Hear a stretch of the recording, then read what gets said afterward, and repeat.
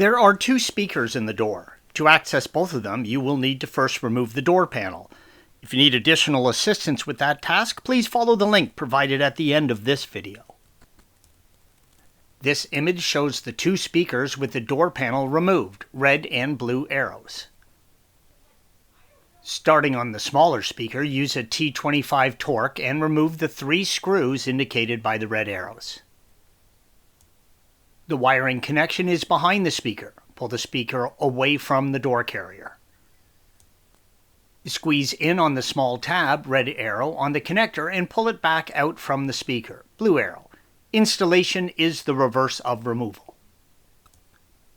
Moving on to the larger speaker, squeeze in on the electrical connection, red arrow, and pull it out from the speaker. Use a T25 torque and remove the 5 screws, blue arrows. There is a small amount of adhesive between the speaker and the carrier. You may need to gently pry the speaker away with a trim removal tool.